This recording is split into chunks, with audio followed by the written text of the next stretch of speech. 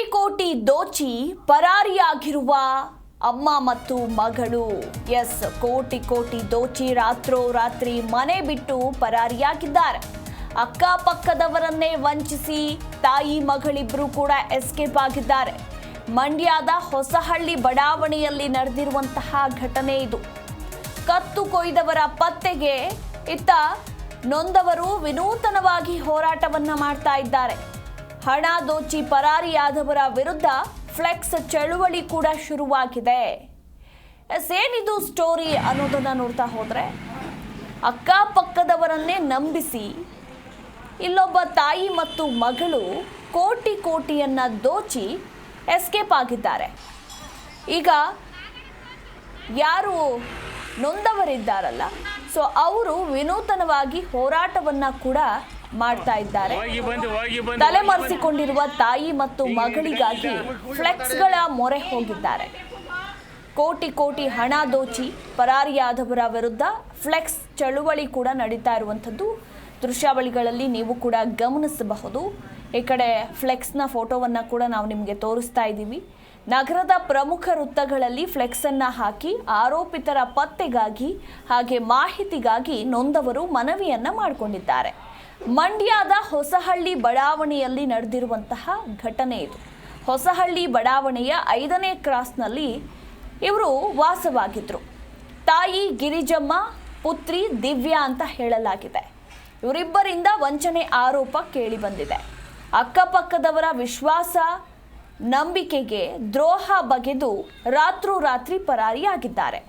ಅಂದರೆ ವಿವಿಧ ಸ್ತ್ರೀ ಶಕ್ತಿ ಸಂಘಗಳು, ಸ್ವಸಹಾಯ ಸಂಘಗಳು, ಮೈಕ್ರೋ ಫೈನಾನ್ಸ್ಗಳಲ್ಲಿ ಇವರು ವಿಪರೀತವಾಗಿ ಸಾಲವನ್ನು ಮಾಡಿಕೊಂಡಿದ್ರಂತೆ. ಇನ್ನು ಸಂಘದ ಸದಸ್ಯರ ಹೆಸರಿನಲ್ಲಿ, ನಂಬಿಕಸ್ಥರು ಹಾಗೆ ಪರಿಚಯಸ್ಥರ ಹೆಸರಿನಲ್ಲಿ ಮತ್ತು ನಾಮಿನಿಗಾಗಿ ಸಾಲ ಮಾಡಿಕೊಂಡಿದ್ರು. ಪಡೆದ ಸಾಲವನ್ನು ಮರುಪಾವತಿಸದೆ ವಂಚಿಸಿ ರಾತ್ರೋರಾತ್ರಿ ಮನೆ ಬಿಟ್ಟು ಪರಾರಿಯಾಗಿದ್ದಾರೆ. ಸಾಲದ ಮೊತ್ತ ಮರುಪಾವತಿಸದ ಹಿನ್ನೆಲೆ ಎಸ್ಕೇಪ್ ಆಗಿರುವ ತಾಯಿ ಮತ್ತು ಮಗಳು.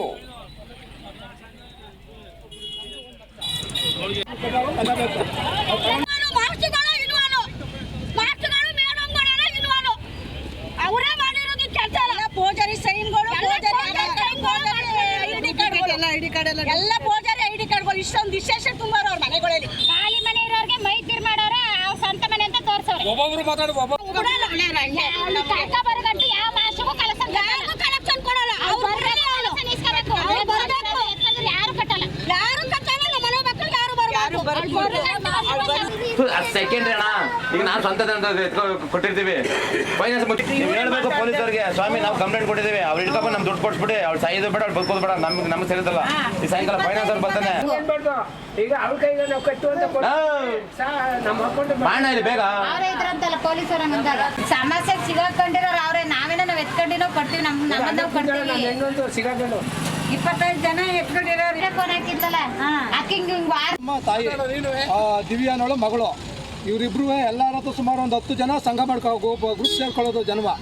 ಅವ್ರು ಕೊಡೋರು ಮಾತ್ರ ತಾವು ಸೇರಿಸ್ಕೊಳ್ಳೋದು. ಅವ್ರು ಸೇರಿಸ್ಕೊಂಡು ಏನು ಮಾಡ್ತಾರೆ, ಅವ್ರಿಗೆ 5,000 ರೂಪಾಯಿ ಅವ್ರು ಕೊಟ್ಬಿಟ್ಟು ಇವ್ರು ದುಡ್ಡು ಇವ್ರು ಮಡಿಕೊಳ್ಳೋದು. ಈ ಒಂದು ತಿಂಗಳು ಇದು ಮೇಂಟೈನ್ ಮಾಡ್ಕೊಂಡು ತಿರುಗಿ ಇನ್ನೊಂದು ತಿಂಗಳಿಗೆ 10 ಜನ ಸೇರಿಸ್ಕೊಳ್ಳೋದು, ಇನ್ನೊಂದು ಗ್ರೂಪ್ ಮಾಡೋದು. ಆ ಥರ ಎತ್ತಿಸ್ಕೊಂಡು ಸುಮಾರು ಒಂದು 25 ಸಂಘ ಮಾಡಿರೋದು. ಮಂಡ್ಯದಲ್ಲಿ ಎಷ್ಟು ಸಂಘ ಇವೆ, ಆ ಒಂದು ಸಂಘದಲ್ಲೂ ದುಡ್ಡು ಬಿಟ್ಟಿಲ್ಲ. ಎತ್ಕೊಂಡವ್ರೆ.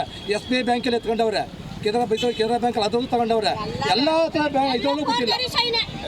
ಎಲ್ಲ ಫೋರ್ಜರಿ ಮಾತಾಡ್ರಿ. ಒಬ್ಬೊಬ್ಬರದಾಗ ಐಡೆಂಟಿ ಕಾರ್ಡ್ಗಳು ಫೋರ್ಜರಿ ಮಾಡವ್ರೆ, ಡೂಪ್ಲಿಕೇಟ್ ಮಾಡಿಸ್ಕೊಂಡವ್ರೆ. ಆಧಾರ್ ಕಾರ್ಡು ಫೋರ್ಜರಿ ಮಾಡಿಸ್ಕೊಂಡವ್ರೆ, ಡೂಪ್ಲಿಕೇಟ್ ಮಾಡ್ತವ್ರೆ. ಅದೆಲ್ಲರೂ ಮಾಡಿಸ್ಕೊಂಡು ಒಬ್ಬರು ತಗೊಂಡು ಮೊಬೈಲ್ ತಗೊಂಡವ್ರೆ. 35,000 ರೂಪಾಯಿ ಮೊಬೈಲ್ ತಗೊಂಡವ್ರೆ. ಒಬ್ಬರ ಹತ್ರ 40,000 ರೂಪಾಯಿ ಲೋನ್ ತಗೊಂಡವ್ರೆ. ಇದು ಹೇಳ್ಬಿಟ್ಟು ನಂಬರ್ ಹೇಳ್ಬಿಟ್ಟು ತಗೊಂಡವ್ರೆ.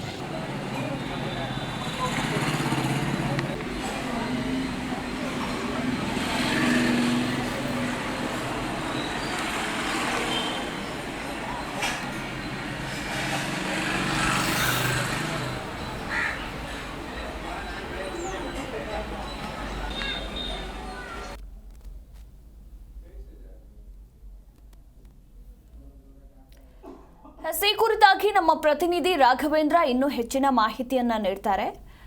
ರಾಘವೇಂದ್ರ, ಏನಿದು ಸ್ಟೋರಿ? ಈ ತಾಯಿ ಮಗಳನ್ನ ಈ 50ಕ್ಕೂ ಹೆಚ್ಚು ಕುಟುಂಬಸ್ಥರು ಹೇಗೆ ನಂಬಿದ್ರು? ಎಷ್ಟು ದುಡ್ಡನ್ನ ದೋಚಿ ಪರಾರಿಯಾಗಿದ್ದಾರೆ?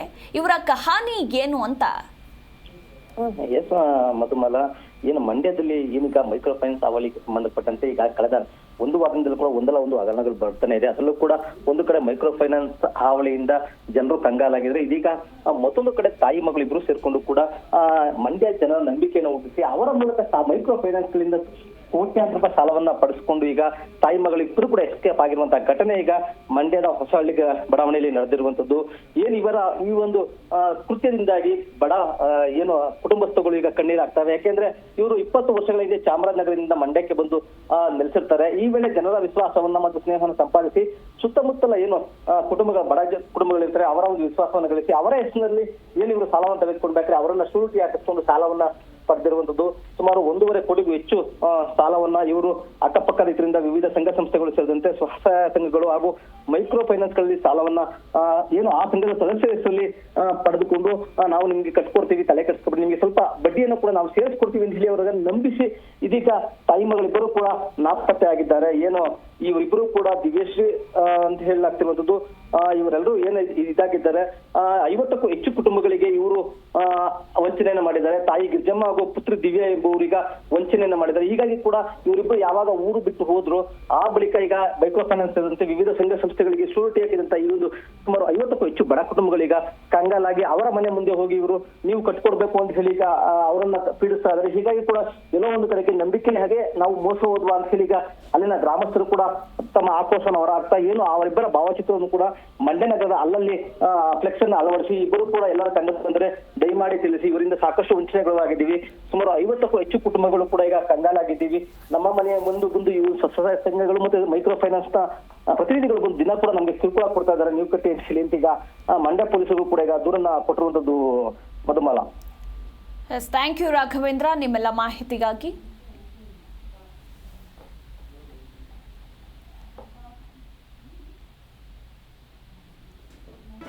ಜಿ ಕನ್ನಡ ನ್ಯೂಸ್ ಈಗ ನಿಮ್ಮ ಮನೆಯಲ್ಲೇ ನೋಡಿ, ಎಲ್ಲ ಕೇಬಲ್ಗಳಲ್ಲಿ ಈಗ ಲಭ್ಯ.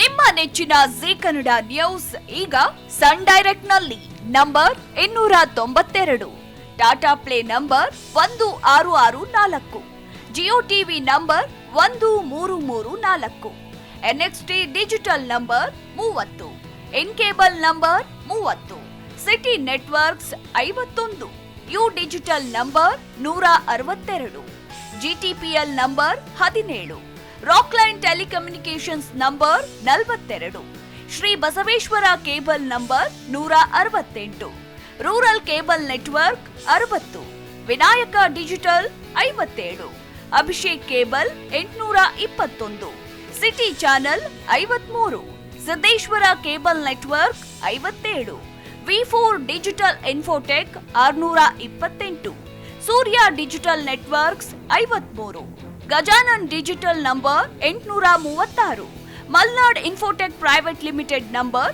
56, Metrocast number 830, victory digital number 167ರಲ್ಲಿ ನೋಡಿ ಆನಂದಿಸಿ.